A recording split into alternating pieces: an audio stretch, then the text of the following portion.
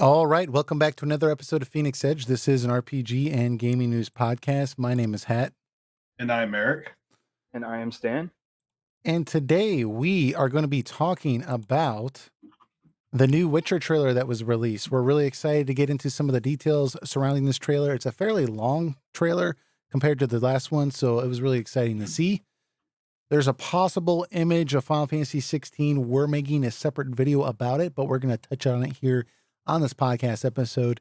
Square-Enix is hiring for a Kingdom Hearts development of some sort. We're going to get into that. And then Diablo IV has been announced at BlizzCon, so that's exciting. So we want to get into that. And then we have two Discord questions. We have one from Redfield who says, have you guys ever played a game extensively, but for some reason never quite managed to see through it to the closing credits? Does it still bother you? And then we have from Therese Cypher. Should Final Fantasy VI's World of Ruin be considered open world gameplay? And if so, is it the best open world gameplay in the series? So these are going to be our questions for this week and topics. But before we get into any further with the podcast, I do want to remind everyone that we are media partners with RPGFan.com. They've helped us with getting us a little bit more organized, giving us some exposure, and letting us see how they do things. They've given us, I got the Outer Worlds for free in order to be able to record footage for them. So you can go check out their review and, see some of my gameplay there teamed up with their reviewers. So that was very, very cool of them. But make sure you go check them out, rpgfan.com. They have game reviews, soundtrack reviews. They have two podcasts. They have one called Random Encounter, does RPG news, and then Retro Encounter, which does more discussion-based episodes on specific RPGs. And they also, particularly this week, have two reviews that they were getting into here. So basically, let's see here. We got Dragon Quest 1, 2, and 3 on the Switch, impressions regarding that. So make sure you go check that out. And then also the review on Ni no Kuni Remastered. So I think they're a little bit more positive than we were on Dragon Quest 1, 2, and 3 on the Switch. So, you get some variety of opinions. So make sure you go check that out. rpgfan.com. All right. So we're going to go ahead and skip the what you've been playing this week because we have two Discord questions and we got some great variety of stuff we want to get into, but we'll go ahead and touch on what we've been playing next week. I haven't been playing anything this week, guys. I've been busy with work. So you're not missing anything, but we're gonna skip that, and we want to get into this Witcher trailer. This Witcher trailer was awesome. I really liked it. It was pretty badass, and it made me excited for it. Yeah, I'm trying to get it up here on the screen here, but yeah, it was fantastic. Yeah, I agree. It was quite good. Because here's the thing with Netflix shows, either they really hit it, or they really miss. And this looks like a show that's going to not only hit, but be I really think it could potentially be the next Game of Thrones if season 1 executes very well, because everything looks good. Everything it's stylized. Henry Cavill looks and sounds like a great Geralt. You know what it is? It does look like they took a little inspiration from the game. Some of these scenes, I'm seeing him have a little bit of a stubble on his face, and I'm telling you, obviously he does a very good performance here. I think he sounds very gruff. I'm not going to play his voice because they'll take this whole video down, but he's clearly, I don't know whose decision it was, but they allowed him to kind of grow out some facial hair here, and it just makes him look a little bit more manly, because the problem we had before was, it's not that he didn't look like a man before. Obviously he did. He was very jacked, but he was way too clean cut. He just didn't seem like this would be the type of character he would play, right? He might play like the prince or something like that, or like a king or something, but he wouldn't play this a witcher, someone who just takes money and kills, right? So he just didn't seem like this rough character, but he seems to, I don't know, he seems to be nailing it here. And I wonder if it's because he's talked extensively about the fact that he's read all the books. He's played all the games. Like before he even auditioned for the show, he was a fan. So I wonder if he's able to bring that insight into this character because he's just killing it here. Yeah, I mean, I think the rougher look looks more appropriate because he's always traveling, and he doesn't always have the opportunity to like shave, take a bath, stuff like Yeah. that. So giving him a rougher look makes more sense instead of him being clean all the time. Right. Yeah, exactly. So I think like the initial images we were getting, like some of the promo images, it had him like he had just shaved like an hour before, and like he had just got like a nice clean wig, but now the wig is like super dirty and it looks sweaty, and there's some strands of hairs flowing about and stuff. It looks a little bit more messy. It still looks fake, but it looks good fake. So um but Stan, were you able to catch this trailer at all? I know you haven't Yeah. really delved into the games much or the books, but from your perspective, is this appealing to you? Stan, are you there? Oh, yep, I'm here. Yeah, I was just saying anybody who follows games in general knows of The Witcher 3 at this point, right? Right. And people are saying a lot of people making comments on this trailer saying that he really nailed the voice. From the little that I've heard, I haven't played the game, but Mhm. he does kind of have that kind of gruff edge, I guess, Yeah. that he's added to his voice. So clearly he's taking inspiration right from the actor in On the the games. game, right? It really sounds like it's not exactly the same, but it really sounds like he's trying to do the same voice, right? Like that take on the character. Well, that So wouldn't that wouldn't be by the way, for before we drift any further, they said they were gonna put a little Easter egg for the video game fans, and right here at 109, 110, you see Geralt in a bathtub, and a lot of people have been like, "Oh, like Witcher 3," because that's kind of how the Witcher 3 opens up, with Geralt in a bathtub. I was like, he could just be taking a bath, guys, but you know, He uh, doesn't look like he's like in his like ideal world or anything. He's just kind of, he had to take a bath and later in the game too, just so he could see the king. right. That could be him right there, like reluctantly taking a bath. Yeah. Well, the thing is, you know, Henry Cavill, he's talked about before he read the books, because he didn't read the books, he admitted, till he got interested in this role for the show, and he found it was going to be based on the books. So he's like, all right, if I'm going to audition, I need to read the books. And then he said he plowed through all of them in like 2 months, which is crazy because there's like 9 of them. But It's okay. Most Witcher fans have not read the Witcher books either, so Henry Cavill is technically more acquitted to the Witcher series than most fans are, because most fans are fans of the video game, pretty right. much. So he's now read the books and played the games, but he said that he's a big video game fan. He's talked about this stuff for years, and he's always been a huge Witcher fan, especially with Witcher 3.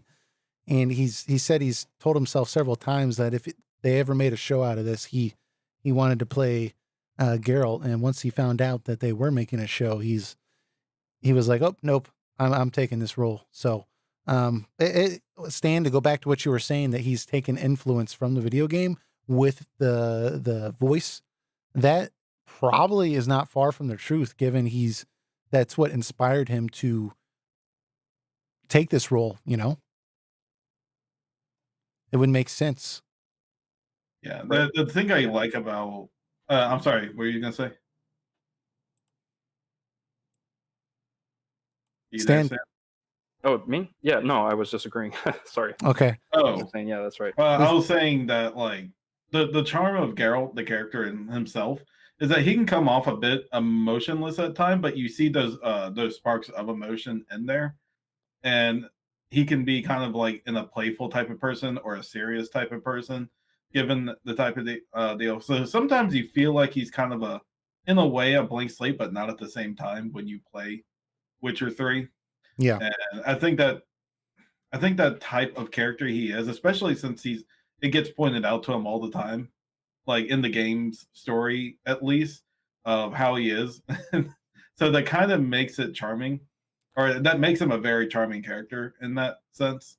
And that's one thing that one observation I did have from the scenes I've seen with Geralt here is that he's nailing the gruffness of Geralt. I think like just knocking it out of the park. And I think part of that is what this trailer is supposed to show is that like Henry is going to pull this off, that he can do a convincing Geralt. And a lot of people had worries that he could be that tough guy. And so I think that's what this trailer is about.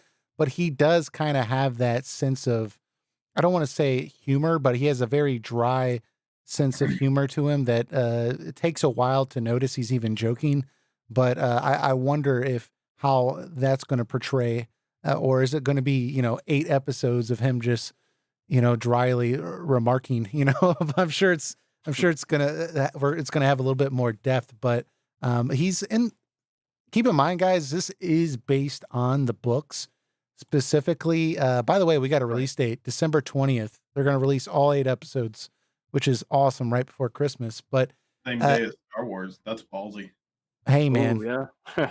after you can only go to the movie. I guess you can go to the movie theater several times, but hey, at night you can sit there and watch Witcher. But um, season 1 they said is going to exclusively follow the first 2 books. The first 2 books are like prequel books that kind of set up the main story arc, and that's the last story or the last story. It's going to be The Last Wish and The Sword of Destiny. So I've gotten through The Last Wish. I'm working on The Sword of Destiny right now, so I'm still pretty early in the books, but I can tell you from everything that I've read thus far, almost every single scene here, like I can pretty much guess what is in like where that's from. Like this is very, very faithful. They've taken some liberties with Siri because they wanted to introduce her a little bit early, which is fine. I don't care. But they're being really faithful. Like one of my probably a highlight for me, having read the books, is I'm gonna go to 134 here, and let me see. There's like a 2-second snap of him fighting this woman, and I think like throughout the books he's referred to as the Butcher of Blaviken, and there's basically I don't want to spoil it, but essentially he's called to this town, and there's this wizard that screwed him over in the past that calls to him in a false name, and the wizard wants him to kill this woman, and then the woman wants Geralt to kill the wizard, and he doesn't want any part of it, but things happen, and he ends up having to get involved, and he ends up like in this big brawl, like in the middle of the city, and he's trying to protect the city, and he ends up killing all these people that are trying to destroy the city. But the people that live in the city, they don't know that he just saved the city, and they start stoning him at the end of it. Like they start stoning him, and you can see in this trailer at 139, I think I wrote down. You can see somebody picks up a stone and they throw it at his head. Where was it? Was it there? Did I write that down wrong? Hold What on. do you say the first book was again? Oh, 39. Okay, yeah, 39 right here. They're throwing stones at him. That has to be from where that is. The first book is called The Last Wish. Oh, okay. Oh yeah, well, they're throwing stones at him because people. It's a weird thing. People hate and love Witchers at the same time. They hate Witchers being around, but when an actual monster comes into the town, they're like, "Where's the Witcher? Go get him!" Mhm. Yeah. Well, it's partly from the lore, at least that I've read, and from the games, is people are under the impression they hear all this crazy stuff about Witchers, and some of it's true, some of it's exaggerated, some of it's not true, but they feel that like this is bad news that a Witcher's here.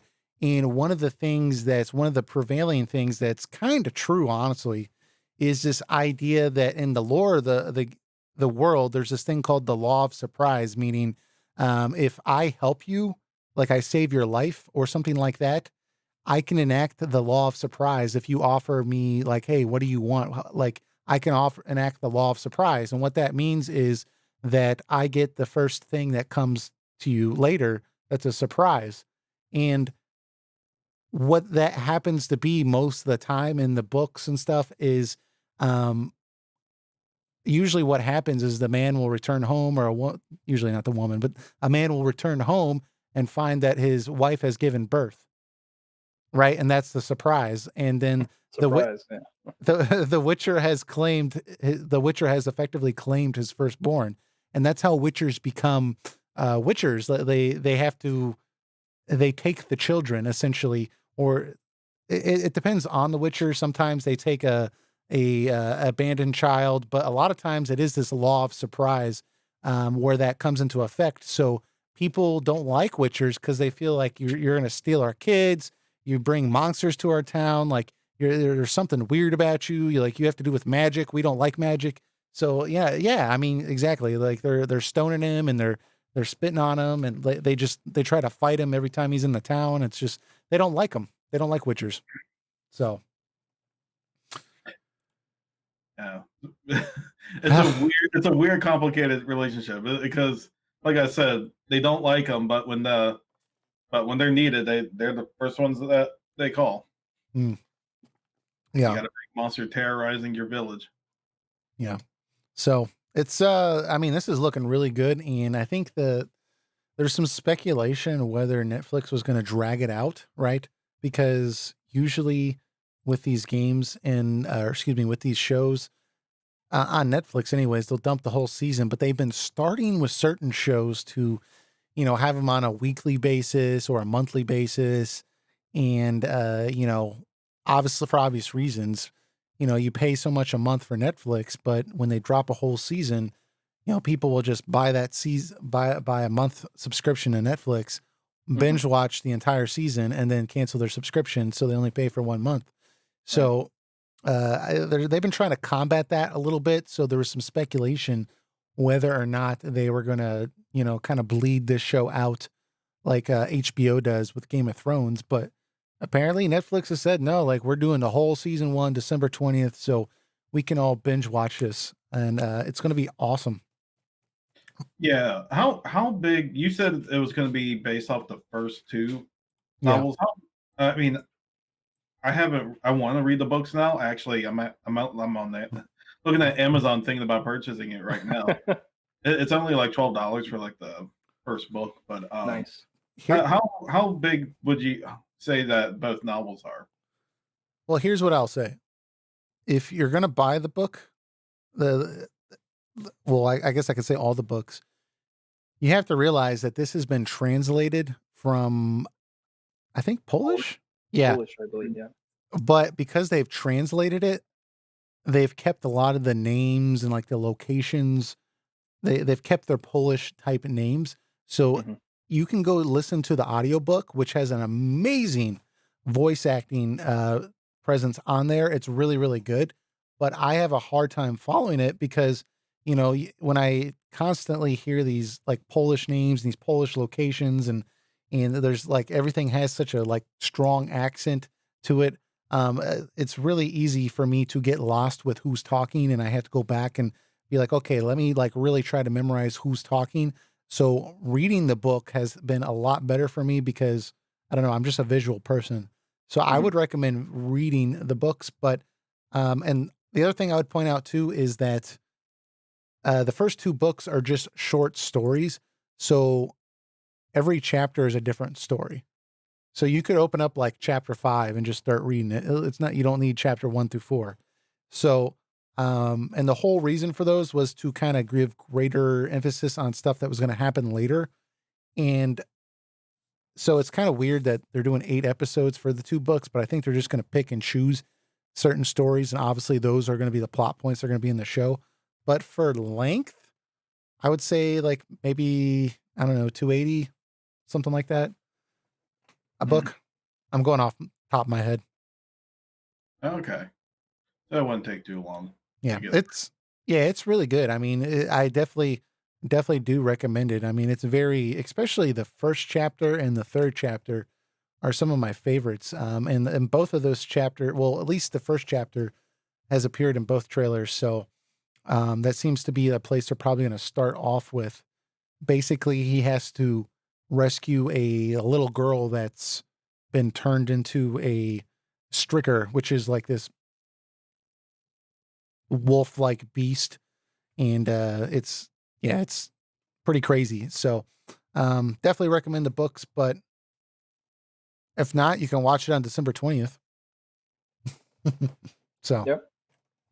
Yeah. So you think well, if it's like a bunch of short stories, you think the series will go like that, or will they try to create some overarching narrative in between it?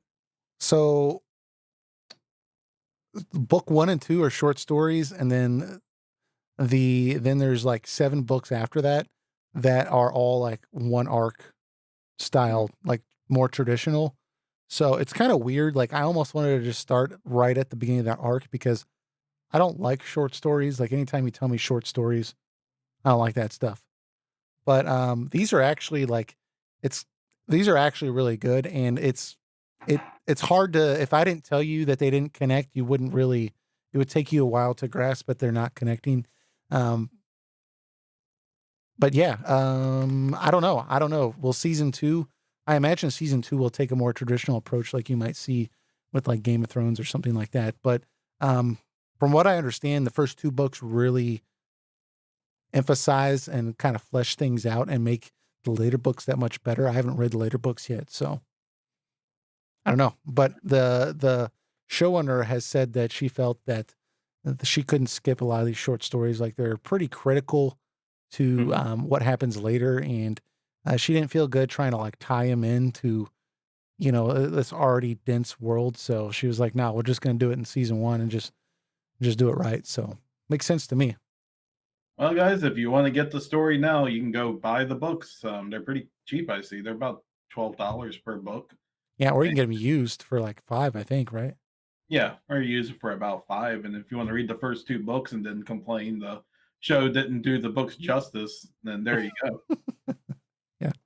Well, that's completely possible. Completely possible. One of the best things I ever did was stop reading Game of Thrones. Anyways, so it's coming out on December 20th. But let's go ahead and move on to our next topic. We've been talking about that for a while now.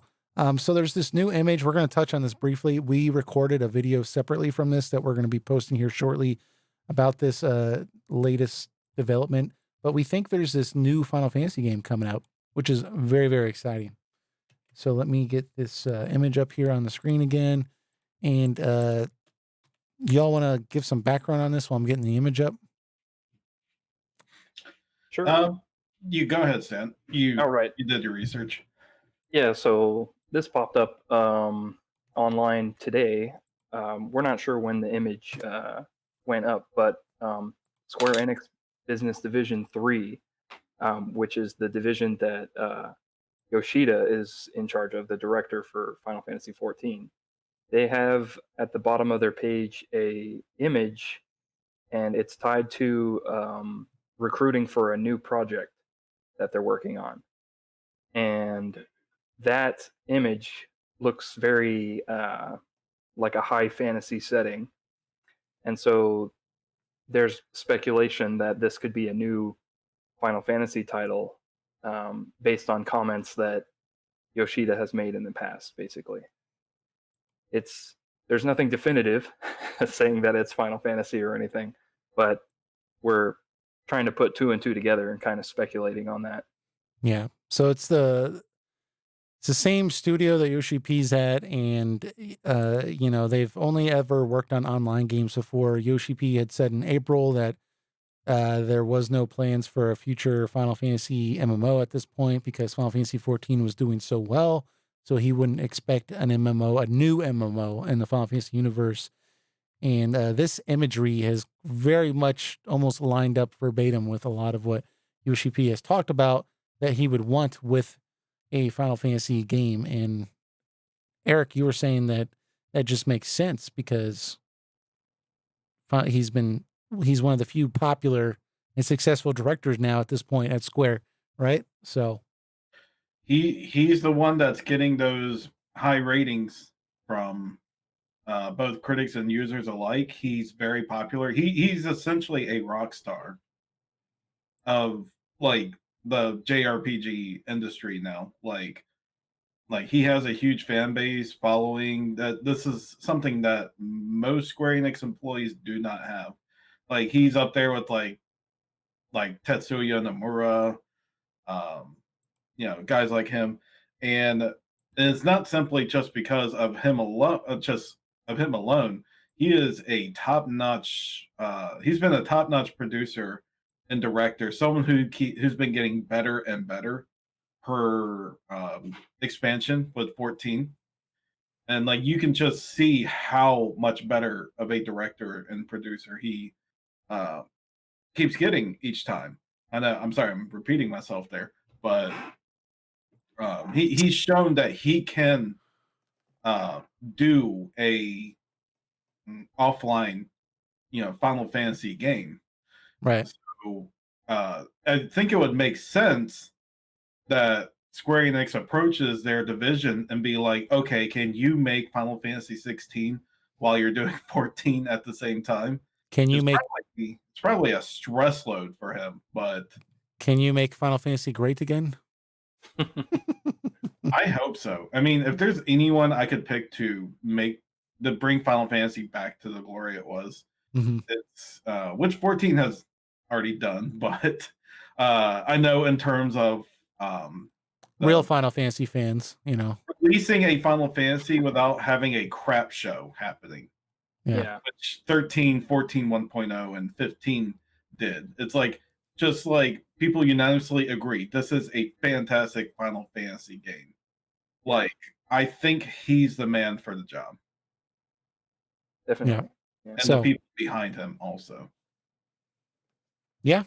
So it seems like a strong possibility. Again, he's talked about the possibility of working on a Final Fantasy game, offline Final Fantasy game, Final Fantasy 16. In the past. Go ahead. Sorry, go ahead.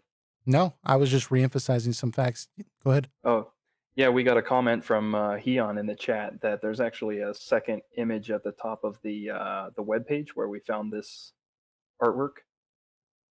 Okay. I don't know if you want to bring it up, but in the banner, there's a banner at the top of the screen, and the third bullet has some artwork from this new project as well, which includes an airship. Kind of like flying over a world map, and it says a new project underway. So we got high fantasy castle and an airship. If this is not Final Fantasy, then what's going on? Right? Yeah. Okay. So there's an airship. If anyone doesn't know, Keon lives in Japan, so he's sometimes we'll ask him like, "What does this mean in Japanese?" He didn't tell us that this meant Final Fantasy 16 or anything, but we just did a Google Translate here, and it says a new core project following Final Fantasy 14 was launched, and we are beginning to challenge for the next generation. This project has already completed the initial development, has completed the development environment, and is now moving into a full-scale, large-scale development phase. Both are for developers who give the world interesting, fun, and surprise. Again, it says a new core project following Final Fantasy 14 was launched. So that doesn't mean that it's going to be more DLC or anything like that. And that's where this image came up. And now Stan's pointing out this, and Hyun as well. Thank you for pointing this out, that there's an airship as well. So now we have an airship, and we have this little dragon wyvern creature here with this traditional medieval castle and very high fantasy, which meshes totally with what Yoshi P had talked about, what he'd want for Final Fantasy 16. I'm calling it, guys. Final Fantasy 16. This is Final Fantasy 16 also. The only other thing I can think of is if they underhand us and just make it it's like a Bravely Default like game where it looks like a Final Fantasy, but it's actually named something. It's like it's Final Fantasy everything but name alone for the most part. It's got an airship in it. Yeah. So but I definitely think I'm 85% sure this is probably a new Final Fantasy. Like even if not Final Fantasy 16, like this is going to be Final Fantasy something. Yeah. I totally agree. It has to be. I mean, you have all that imagery there that just makes total sense. And plus, Yoshi P is like at the top of his game. So I'm not saying he's directing this or he's working on this, but he is running that studio that's working on this. So he's got to be, involved somehow. and he's like 49 years old. I mean, he's probably got a few more games in him, but like this would be the time to get him to direct, because pretty soon he's only going to be producing stuff. So you could this would be the prime time for him to just, if you wanted him to direct something. This is funny. Like Ian said the same exact thing that I did in the other video, that he's like we both are comparing this to the artwork in Final Fantasy IV. Dude, if they remade Final Fantasy IV AAA, I would be all about it. I know that's not it, but that would be totally unexpected. I would be in. I don't know if that would please people or piss them off. Yeah, just because that game has been remade several times. It would please me till it pissed me off. How about that? We already have Final Fantasy VII being remade to that scale, and I think people at this point are kind of sick of remakes right at the moment and just want the new Something Final new. Fantasy. No, I totally, yeah, I agree. Back when they announced Final Fantasy VII Remake, I was like, awesome. I wish that was Final Fantasy 16. You know? So Right. yeah, I totally agree, but that doesn't always, what we want does not necessarily correlate to what they do. But I personally would love if FF16 takes inspiration from FF4 and its theme. That'd be awesome. Like go back to that medieval Final Fantasy theme that it was once known for. Yeah, that would be really, really cool. That'd be definitely very cool. I can't really comment too much on, this hero-like character in the left-hand corner with the black shadow talking to this creature, this wyvern creature here. But I feel very comfortable saying, and I'm being a little stupid here, guys, on purpose, but I feel very comfortable here saying that this is not like a child, like they've been doing with certain directed like JRPGs, right? So Right. it seems like this might be an older character, a more mature character. Maybe this will harken back to, the good old days of the Final Fantasy lore. So, but that was obviously, we have no idea. That's just a shadow. It could be a statue. It could be anything. So, yeah, I don't really, know. this is stuff I'm excited for. Like, I mean, I love the remakes and remasters stuff. I get excited about that too, but nothing gets me quite excited as like just a whole brand new experience, because I was so excited for 15 up till it released. And Yeah. I mean, I was excited to try something new. Even though I wasn't the biggest fan of it turning into an action RPG, I was very open to the idea, even though their execution of it was, pretty bad in itself. Final Right. Fantasy VII looks like it's going to do it mostly right, but man. Dude, But I hope FF16 just like rectifies a lot of this and brings like the old, but like evolves it in a new kind of way. yeah.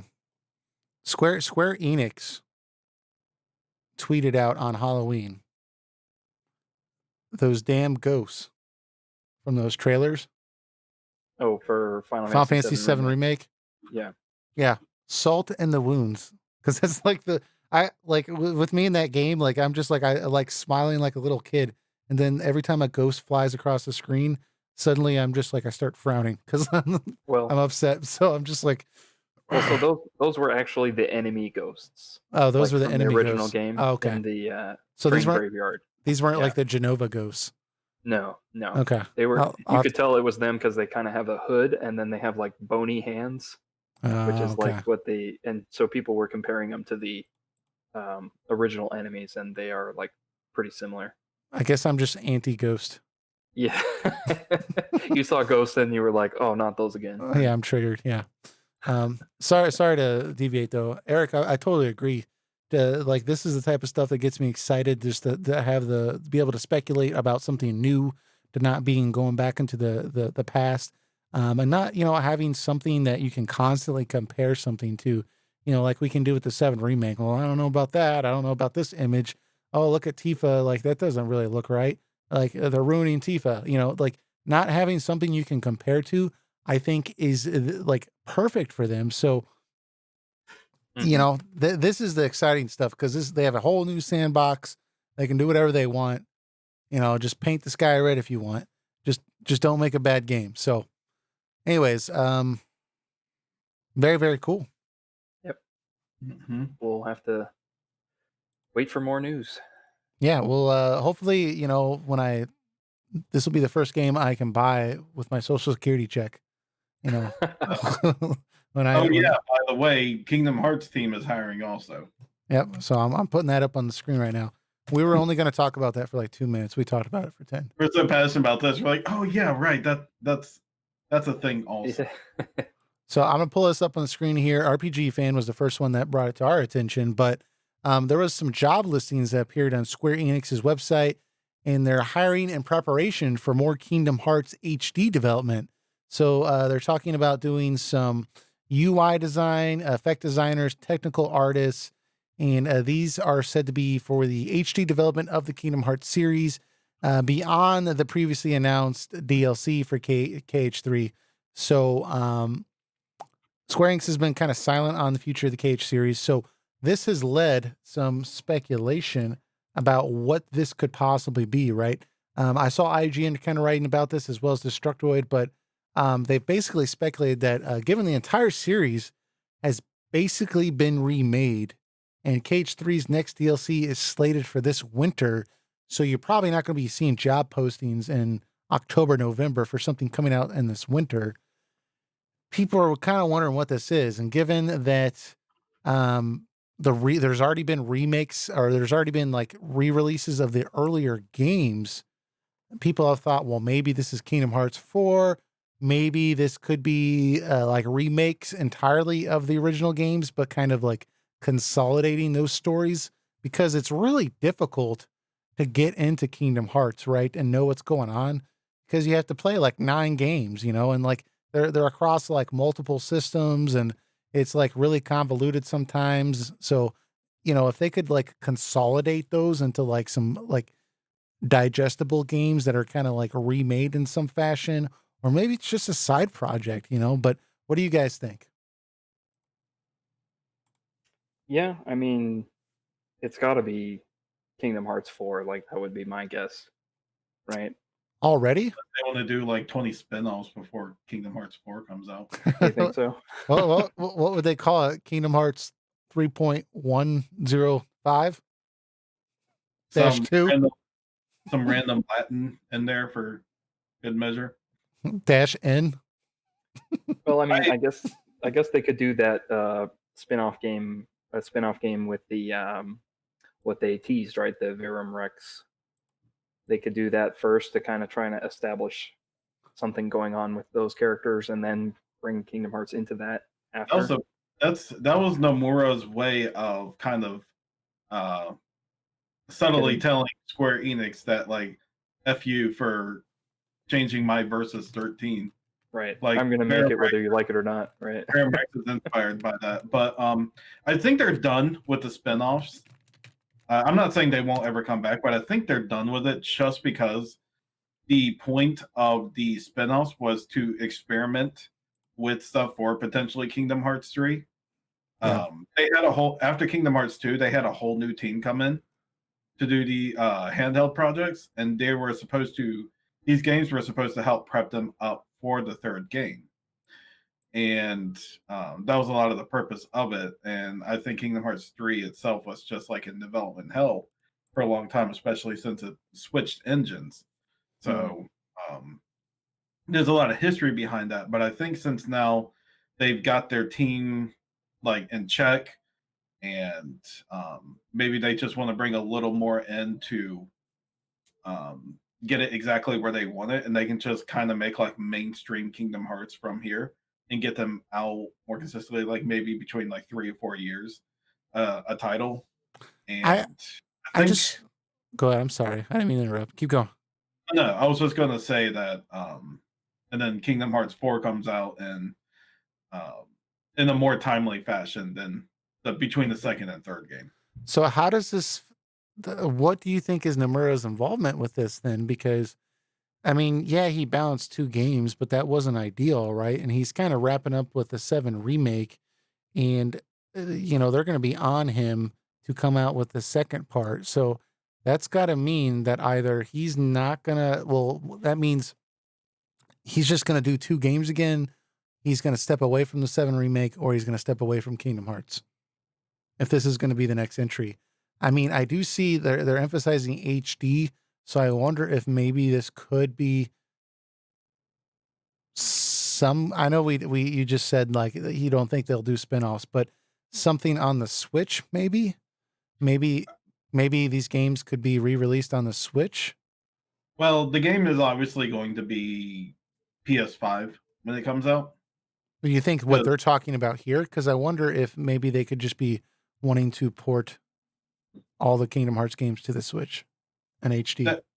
That could be it. That could definitely be it. What also could be it is hiring people for because 4K is pretty much going to be a thing, or is already a thing, especially when the PS5 comes out, right? And how work with the solid state drive and everything like that. So they may be hiring extra people to with experience in handling this high fidelity of HD, right? For Kingdom Hearts 4, which like I said, is obviously going to be PS5 because we haven't even got an announcement for the game yet. So, and the third one just came out this year.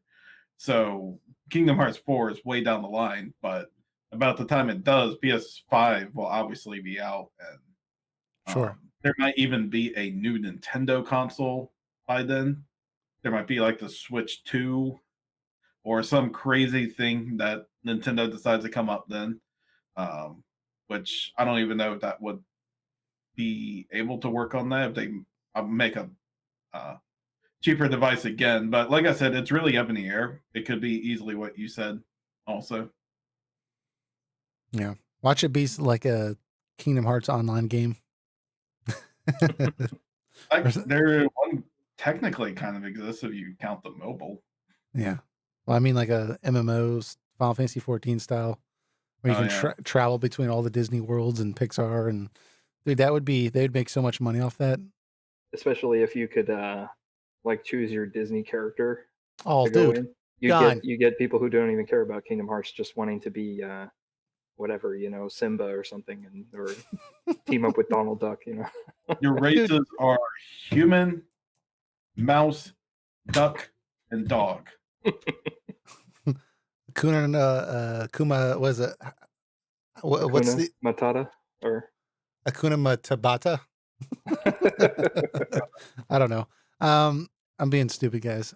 So, dude, if they did something like that though, done, they would make so much money. Granted, they would have to split all the royalties and everything, but that would be so popular. So obviously we're just speculating here, but we're could be Kingdom Hearts 4.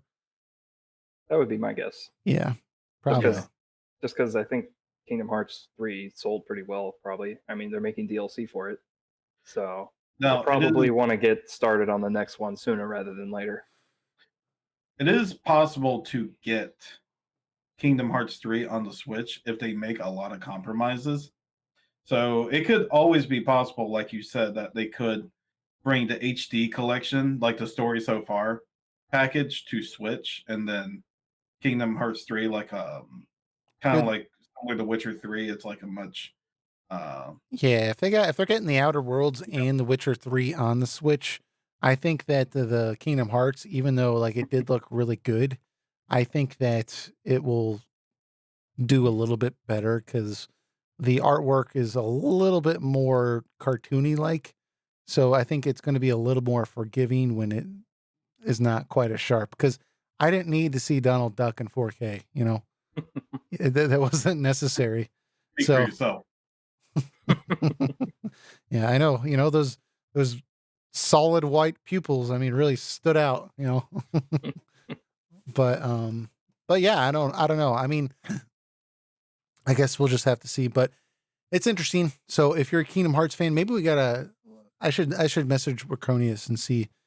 He was he has a Kingdom Hearts, I don't want to say Kingdom Hearts channel because occasionally he does other stuff, but he focuses on Kingdom Hearts, and he was on our Kingdom Hearts 3 review episode because we needed somebody that was an expert to let us know what was going on. So maybe we'll seek his opinion.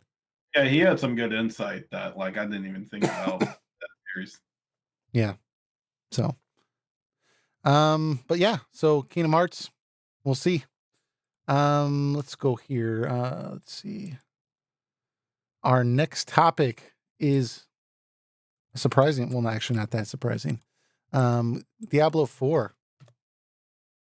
Oh bother. So, they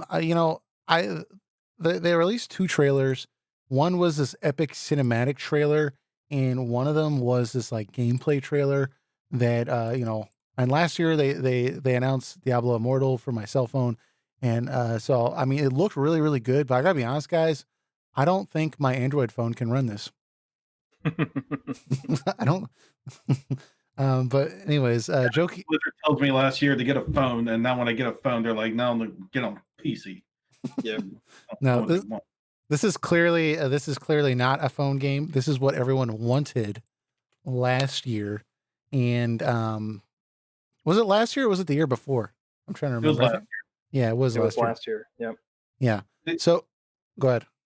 No, I was just saying they did say Diablo 4 is in development, but their biggest game last year was that Diablo Immortal game. Yeah, which and that turned was off a lot of fans who paid a lot of money to go there. yeah, and it was not good. I mean, you had the developers on stage saying, you guys don't like phones, you guys don't have phones, and like, and the people were like booing them and stuff. It was bad. So this year they came out hard with some Diablo 4 announcements and trailers, and they showed a lot. And it seems like, I'm not a huge Diablo fan. Like, I don't buy the books and stuff. So I can't like go hardcore into, the lore and stuff. I did research it a little bit, just to see what was going on here. It's pretty interesting, but, it seems like the tone of the people that are, fans of this there's obviously some criticism, but for the most part, it's fairly positive. Like people seem fairly excited here to check this thing out. So, in particular, like the cinematic and then the actual gameplay itself. Right now, I'm showing the opening introduction, the story sequence, which obviously that's going to look really good. But man, this looks like they're using like. This looks way higher budget than Diablo 3. Obviously, that game came out like 5 years ago now. But I'm sorry? Diablo 3 came out in 2012. Okay, so like 7 years ago. 7 years. So, well. obviously, this is going to look a lot better. But this is a huge leap forward. This isn't what I was expecting. But what's big about this plot wise is Lilith. So she's like the co-creator of Sanctuary, right? So she's also supposed to be basically like the mother of humanity in a way. She was locked into what's called the Void in Diablo 2, and now she's being released for Diablo 4, and that's not good, because even though she kind of was the mother in a way of humanity, and I say in a way because apparently demons and angels, when they mate, they create these creatures that are more powerful than demons and angels, and yeah, they're called Nephilim. Yeah, and they did not like that. So this character Inarius enacted this basically this spell or kind of effect where every new generation would become weaker and weaker until we had humanity. But the original Nephilim was from Inarius and Lilith. So that's why I keep saying she's basically the mother of humanity. But yeah, she's not particularly a great person. She kills and butchers lots of people and is very angry and likes revenge. And so this is an exciting return for and surprise for a lot of hardcore lore fans of Diablo. So but man, I was really like, I didn't want this. Like when I watched this opening cinematic, it's called 3 They Come, I didn't want it to end. I was like, oh man, this is fascinating. Like I need to know more, Yeah. and again, I'm not like a huge Diablo fan. I'll play them and then like I put them down. Like I don't keep playing them. So, Yeah, but it was very intense trailer. Yeah. Yeah, I like the trailer. The trailer was nice. Yeah. When it dropped on Friday from BlizzCon, I saw it and it was 9 minutes, right? And I didn't have a lot of time, so I thought, okay, well, I'll save that and watch it, later tonight. And then I sat down when I got home and I was playing Dragon Quest, right? And then so I was, grinding a little bit in Dragon Quest, and As then you should. I stopped just for a minute because I was like, oh yeah, that trailer, and I pulled it up while I was eating dinner, and it was like such a contrast from what I was just doing. It made it seem like even more Menacing. menacing and intense, yeah. And then when it was when it was over, I noticed I was like, I'm breathing kind of hard right now. Man, I just It kind went of through freaked some. me out, yeah. Just went through some stuff. Yeah. Yeah. It was. And Dude, then I would try to go back to Dragon Quest and was like, had to take some deep breaths, Yeah. Yeah, man. It was definitely intense. I definitely like felt like, oh geez. Like this is not for the faint of heart. I mean, it's got people like getting impaled and like blood's like flying out of their body and it's like creating like this whole like pyramid type thing and you're like raising demonic beings and stuff. I mean, it's Yeah. pretty crazy. Did y'all were y'all able to check out the gameplay trailer as well? Yes. And I'm going to be honest with you. You don't like it? No, it's fine. And I Okay. think that's the problem. I think it's just fine. It looks like a really polished Diablo 3. It looks like the older games, which I can Oh, give it credit for. okay. But the problem with that is I don't think Diablo created a real visual identity until Diablo 3. And Hmm. I think one of the biggest props I can give Diablo 3, which is a great game. I loved playing through Diablo 3, is that it created a visual identity that sets it apart from other games that are like it. And now that they've gone to this kind of way with Diablo 1 and 2, it just kind of looks like another game with just like better graphics.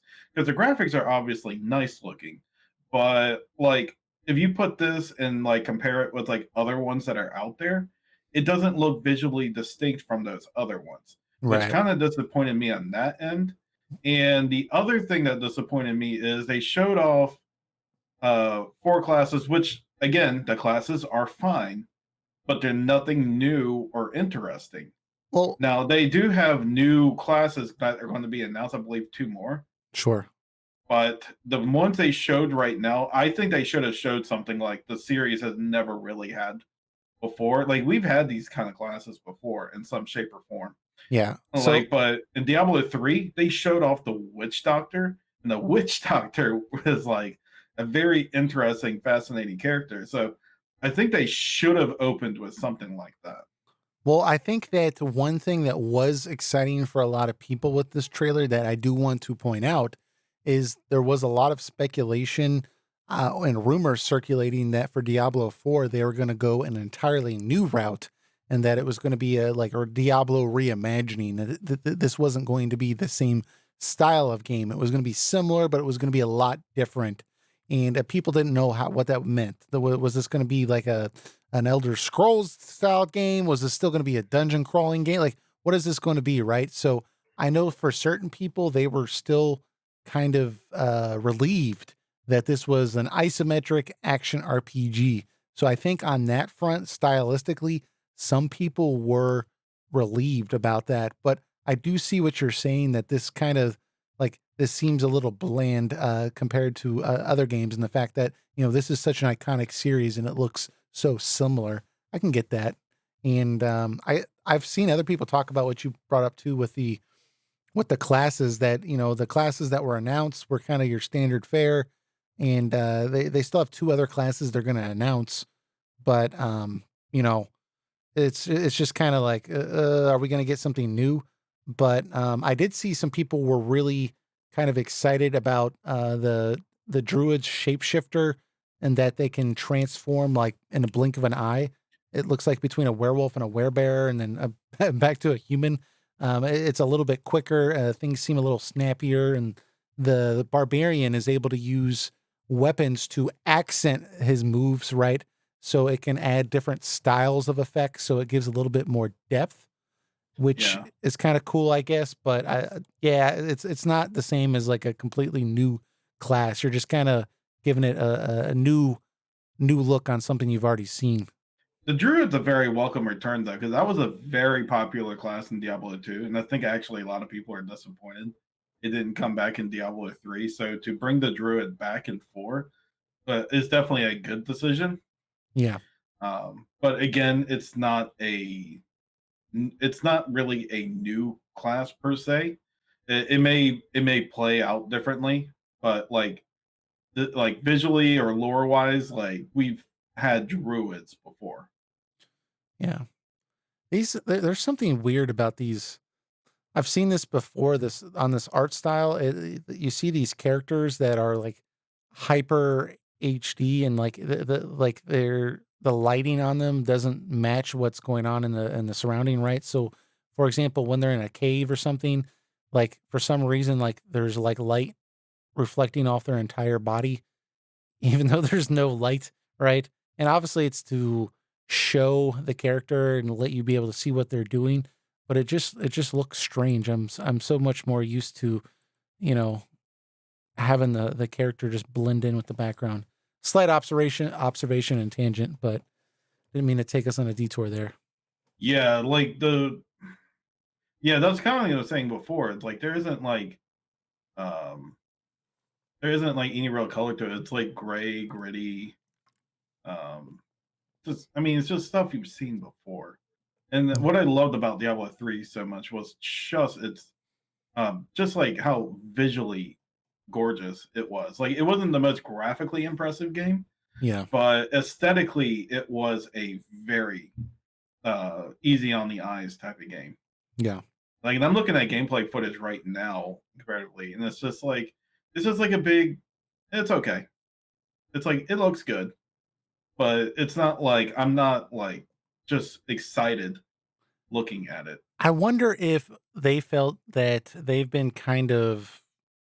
pissed off the fan base, and maybe they need to play it safe with this run and just have something that looks very, very stereotypically Diablo, and just they'll put the druid in there. Like they're gonna play it really, really safe. That could be it. They're gonna bring back Lilith because she was popular. Like, just really get the fans behind them again. And I 'Cause don't I mean mean, to sound negative because I really want to play that Berserker. The Berserker looks really fun, and from what I see, they change weapons on the fly to deal damage in a specific manner. yeah. And that looks like a job, or I'm sorry, class that I really want to play. Yeah. If I bought this game.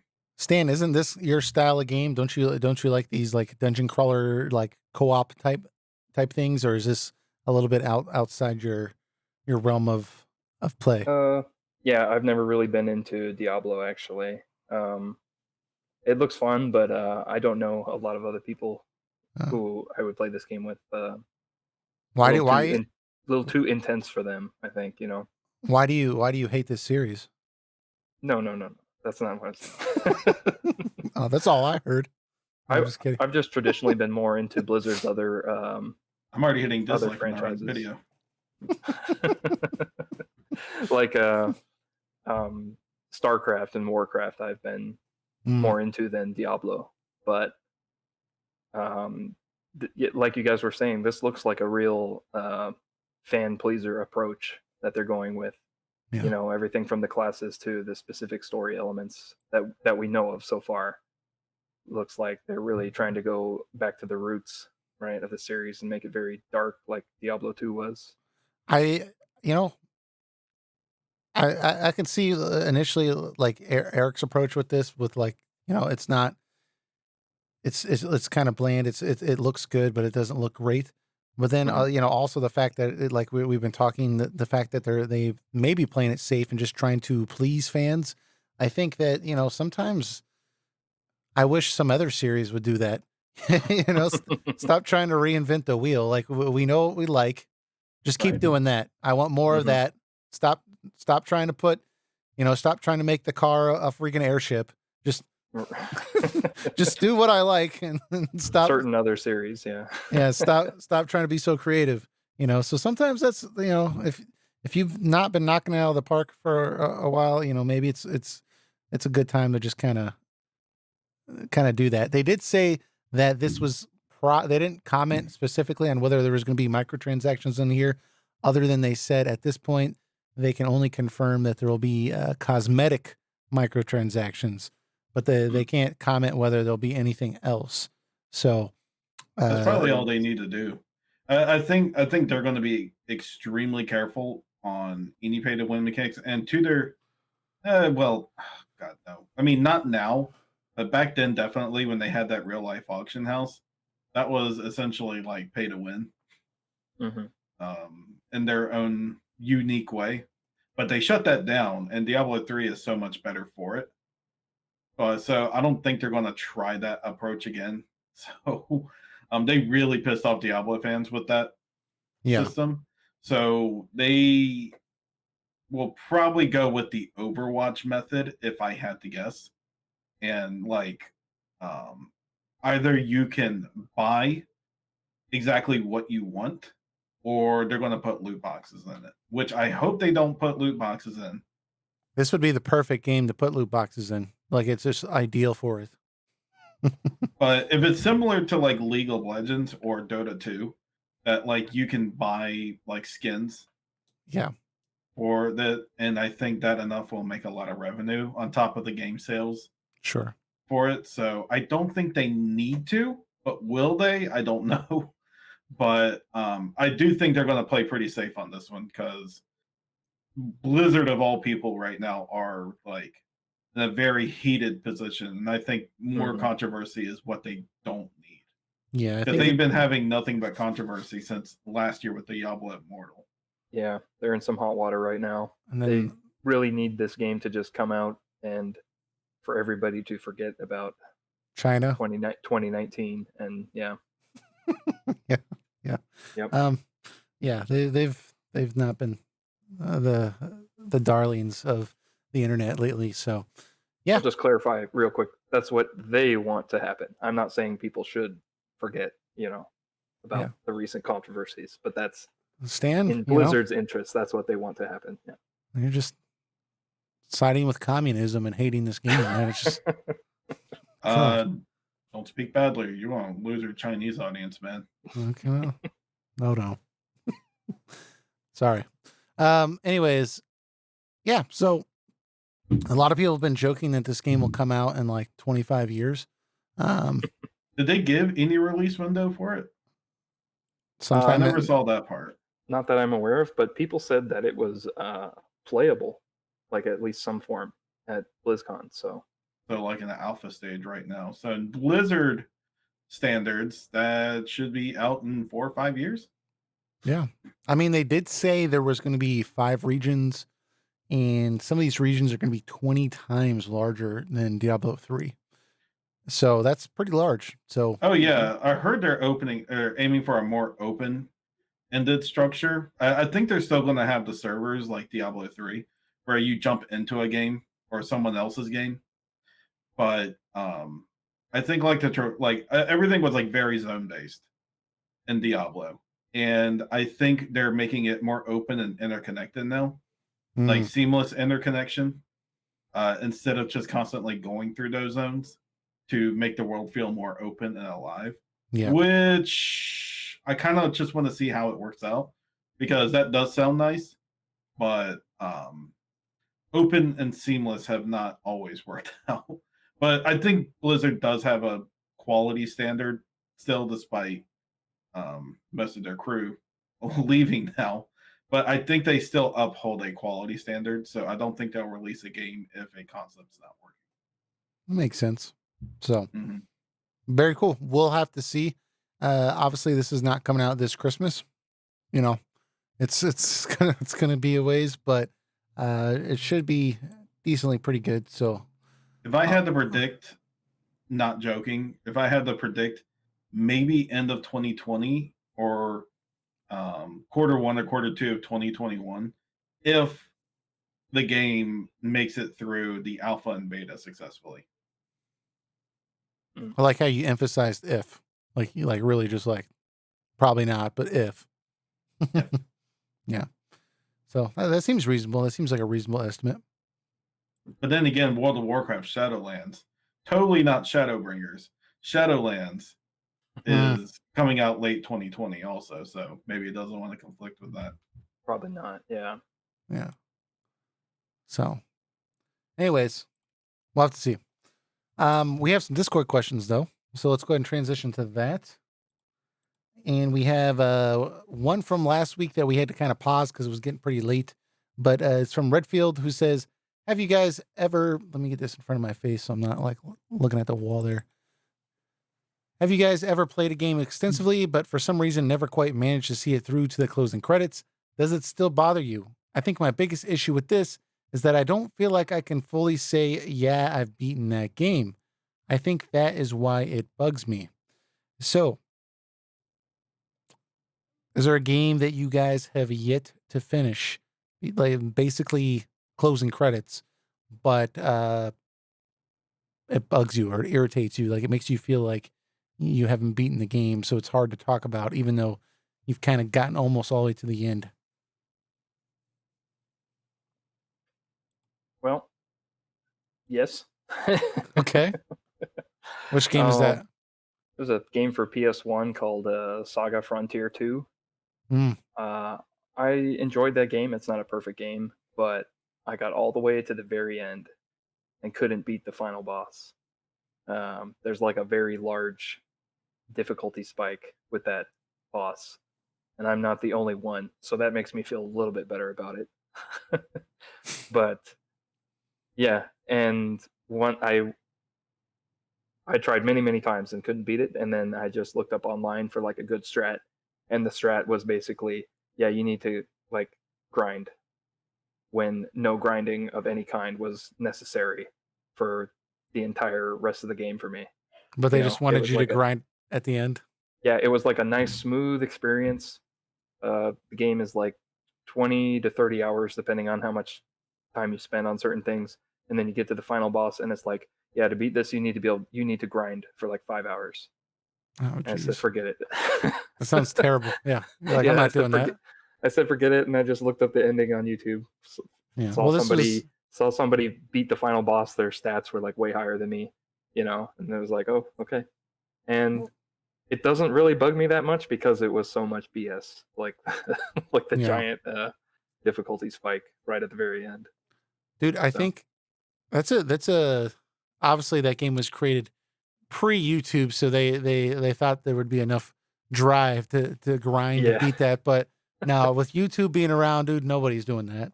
They're just no, like, I'm just gonna watch this. But um, yeah, I was trying to think about this because it's kind of a weird. I don't want to say weird question, but a little hard to think about because usually I'm pretty committed. Like I'll beat the game, or if I don't beat the game, I usually quit much earlier. I guess one of those games might apply as well, but uh, I would say that Final Fantasy 10-2, I did beat the game, but I've never actually gotten the perfect ending. mm, For I've tried various times, and I just didn't have enough patience. There's two instances really that get me. First is when you're talking to Meacham or whatever, the old man, and you're not supposed to interrupt him. Apparently, when he stops and he asks you, "Do you want me to continue?" If you click X and say yes, that counts as interrupting him. Whereas you're supposed to just not press anything, and then like that's and then he'll go back to talking, and so it's like that always gets me, and then I'm like that screws over my entire game, right? That or those freaking the Thunder Plains. There's all those games that you have to do, and some of them are just like absurd with like the little images that are dropping down, and you have to like get them all accurately and stuff. It gets so fast. Like, dude, I like sat there one day for like 45 minutes, and I was just like, dude, I don't care. I don't care. yeah, The good ending sucks anyways. I'll watch it on YouTube. I yeah. don't care. Um, but it does kind of bother me that like I talk about the good ending, but I've never actually gotten the good ending. So, but Eric, what do you got? You got I anything? can't think of anything I've never really finished to the end when I've gotten really committed to it. But I do recall a time where I left something by itself for a long time, and it was Mhm. actually the original Dragon Quest VII for PlayStation 1. Mm. That and if people play that game, they know, especially the PS1 version, that is a hefty game to take on. Yeah. And Yeah, I don't know. I rented it and it was a very long introduction and I well, never I pretty much played it got again. to the point that you are going to the final dungeon, Mm. but the enemies were so strong by that time Yeah. that I felt like the only way I could get through this, and do note I was much younger. This is like 12-year-old me or something like that. Oh, so And I current didn't have you. a full grasp of how the job system in that game worked. Like you can level multiple classes and create a new class from leveling certain ones, and you can get to the level enough classes to the point that you can make the hero job specifically for the hero, Mm.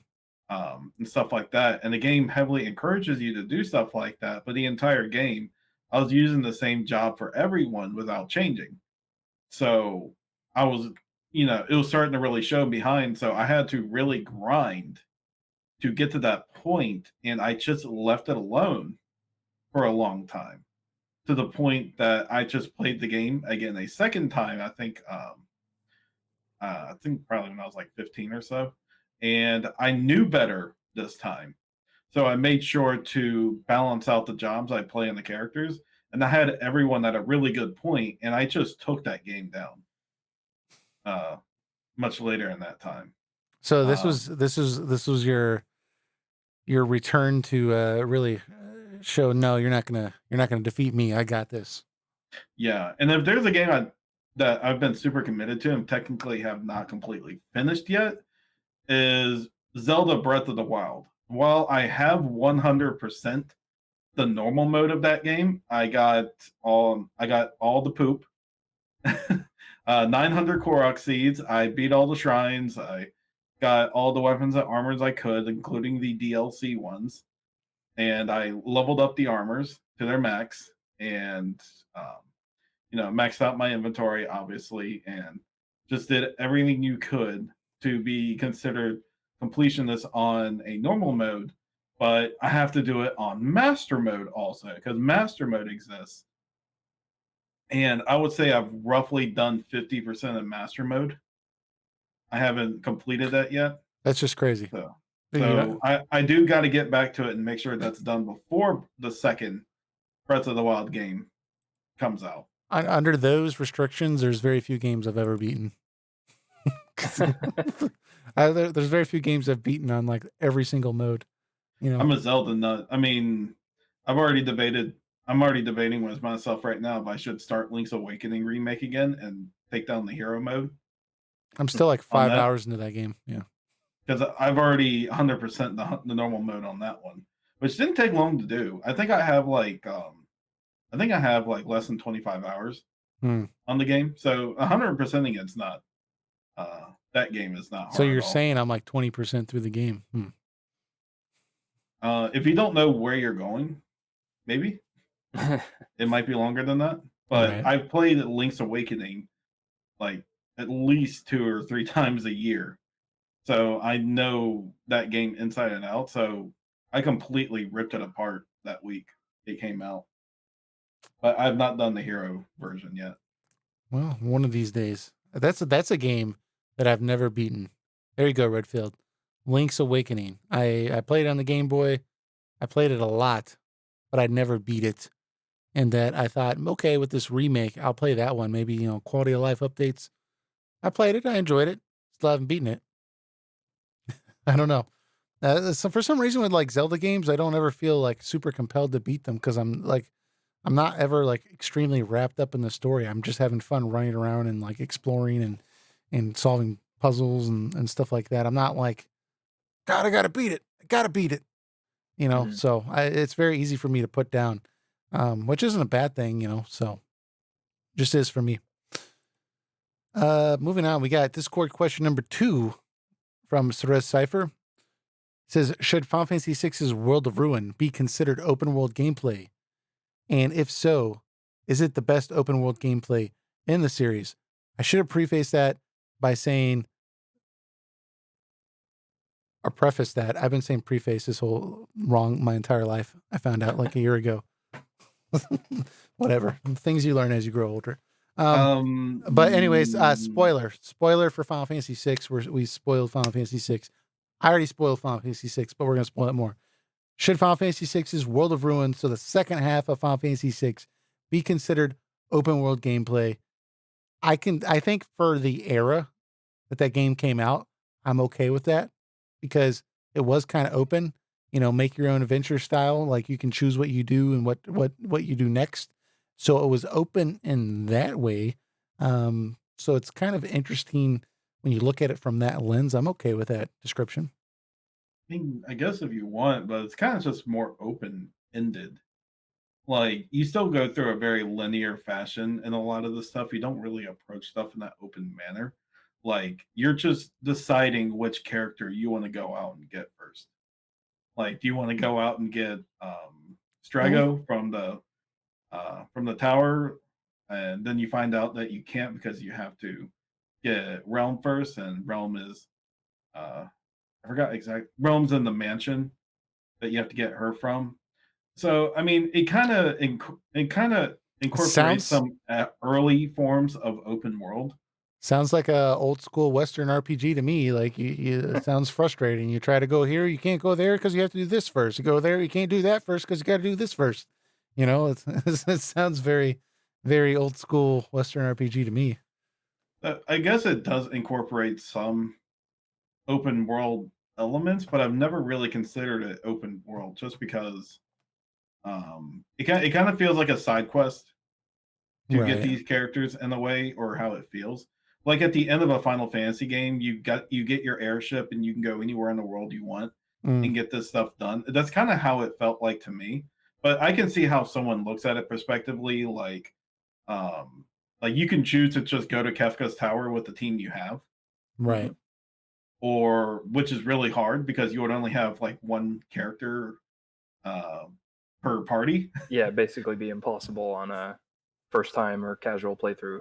Yeah. unless you like get to level 99 and know exactly what you're doing. Yeah. Which I'm sure crazy speedrunners do.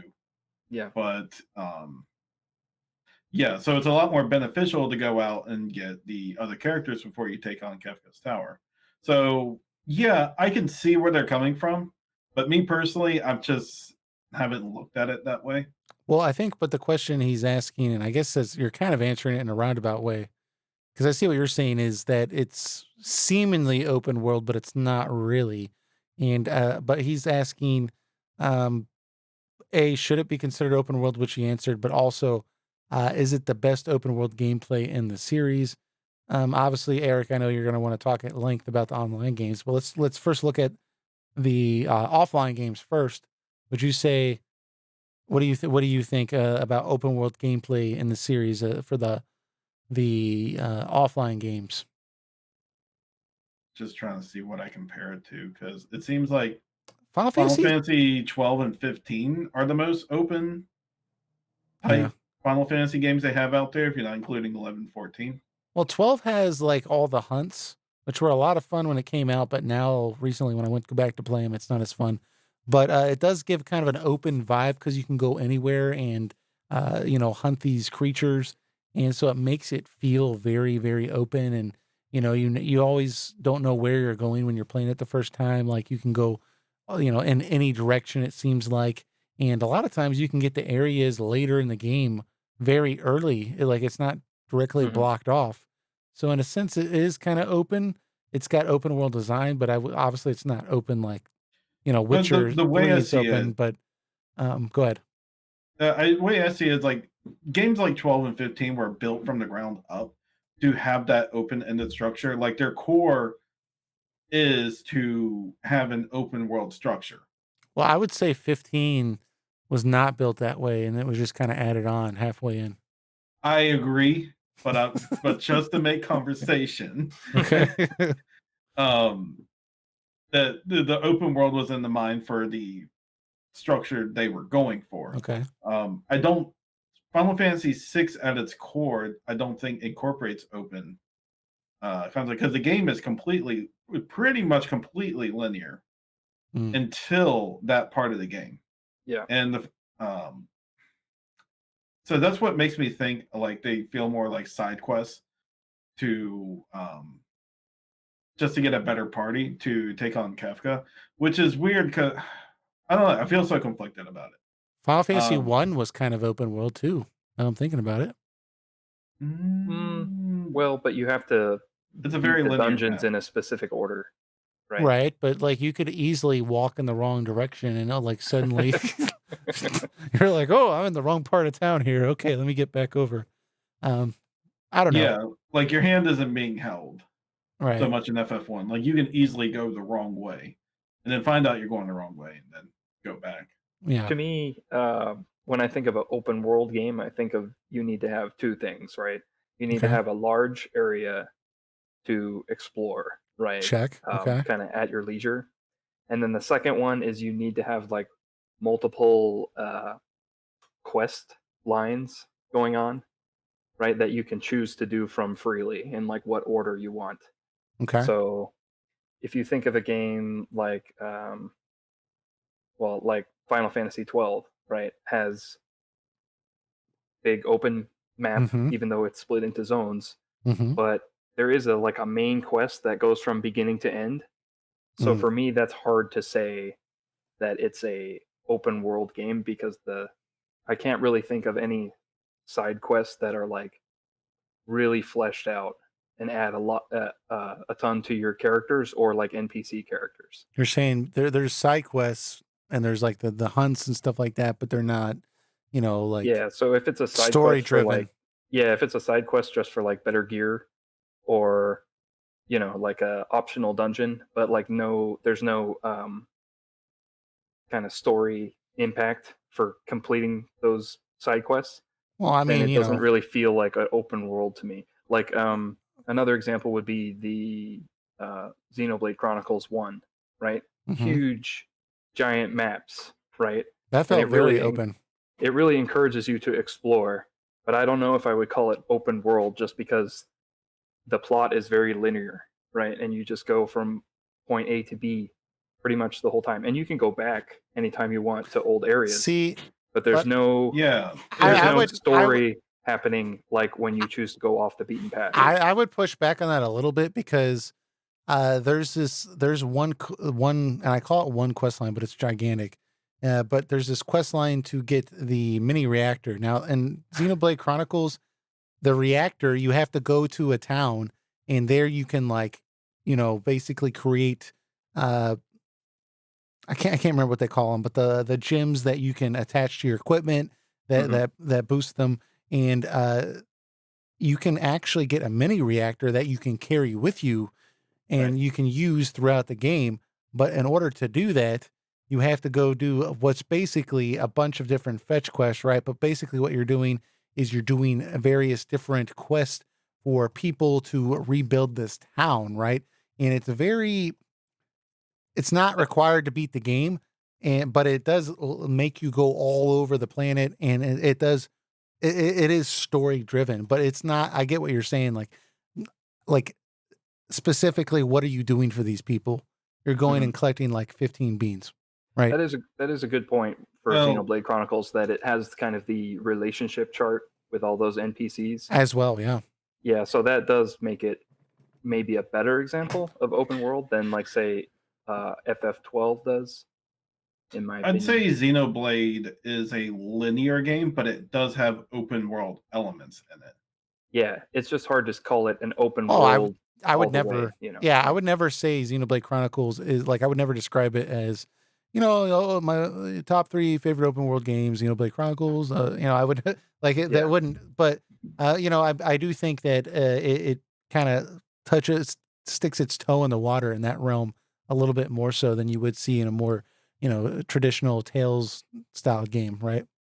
Yeah. Yeah. Well, the question I would ask for someone who, questions this in general is if I have a friend that is big into open world games, would I recommend a game like Final Fantasy VI to him? Mm, No. I no, probably no, wouldn't, no. because at its core, the game is a linear JRPG, like most of them, but the world of Ruin does have open-ended nature to choose where you want to go first. Mm. But I don't believe the game at its core is an open world game. Okay, so that's the first part of his question. Should Final Fantasy VI's World of Ruin be considered open world gameplay? And seems like kind of saying here, not really. Well, I would say yes, but the first half of the game is not, right?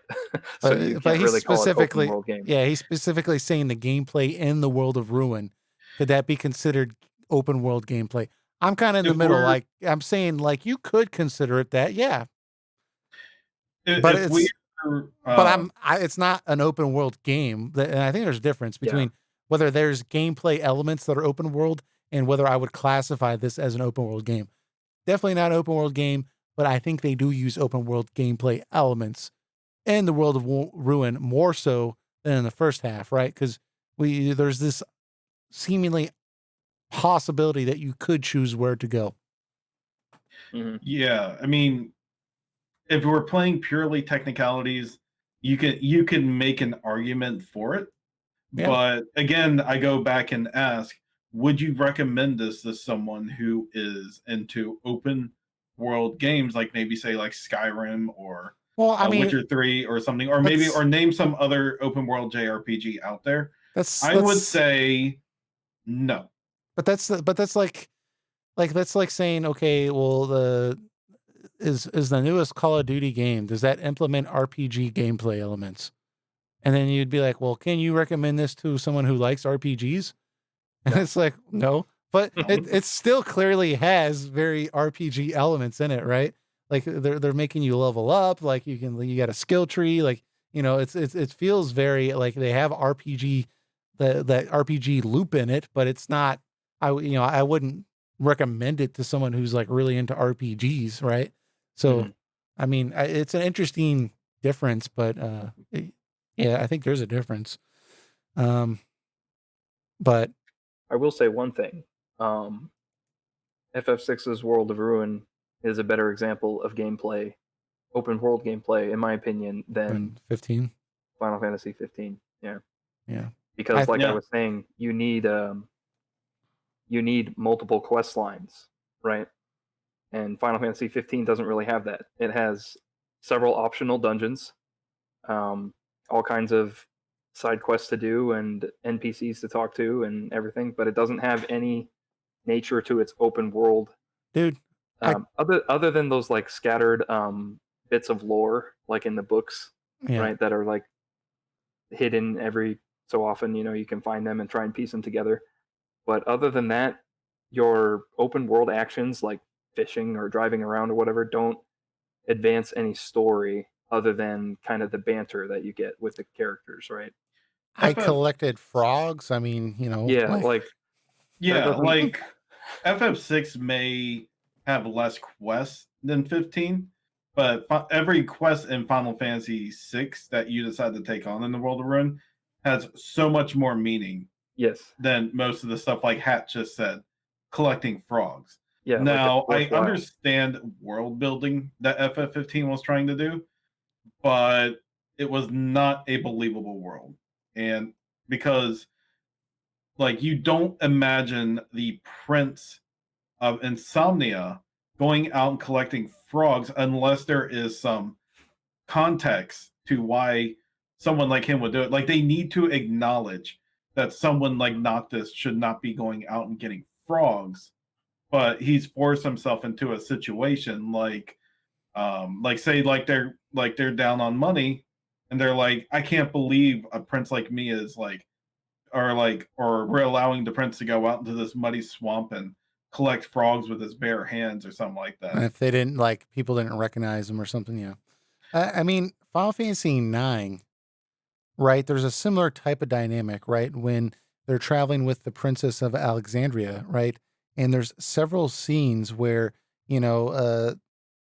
Zidane, he says to Princess Garnet, like, you can't just go around with people calling you princess. You're gonna attract attention. And then that's when they come up with the name Dagger. She comes up with a name to call her outside of the kingdom. And then through the game, the first half of the game, remember, she's constantly practicing her peasant speech because Zidane's constantly like, you can't talk like that. Like, you're clearly royalty. You have to not stop talking so properly. Like, no one talks like that, right? So there's all these scenes with her like practicing by herself to like ask for things at the end or whatever. And there's little things like that that kind of add to it. She wears a little like jacket, a little white mage jacket to try to like cover herself up and stuff. I mean, yeah, I totally agree with you, Eric. Like that's exactly what 15 needed to make that some of those world building elements feel more real, which probably would have helped the open world design that they were going for. So that was long winded, but yeah, so much of it just feels like optional content for the sake of optional gameplay content, right? It's not adding anything to the setting or the narrative or anything. It's just like, go collect the frogs because we needed you to collect frogs for best a part reward. about Final Fantasy VI is that they dive a lot more into these characters that we got. Like, we got a little bit information of them in the World of Balance, but it wasn't until the World of Ruin where we started like really learning about these characters. Like Shadow in particular is a big one. Like that's like one of the biggest characters that they dive into. You think he's just simply some ninja for hire, but that's there's a lot more to it than that. And then they put the pieces together to have you think, spoilers again, that he's actually Realm's father and stuff like that. That stuff is really cool. And then they dive into Locke and Celeste's relationship and like how he has a girlfriend that's like in stasis type of deal. Like these are very meaningful stories. Yeah, and that's all optional, right? They're all technically optional. Yeah, that's what leans me more into the open world side, right? Because you've got optional content out there in the world that you have to find, right? It's not being, you're not really being led to it. It's up to you to just kind of, go to this town and it's that character that I had before, and then kind of go from there. Go ahead. I'm meaningful content, If you think about it, though, a lot of, and I do think that Final Fantasy VI does have a lot, like you all are saying, with really meaningful content that really lends itself to that design.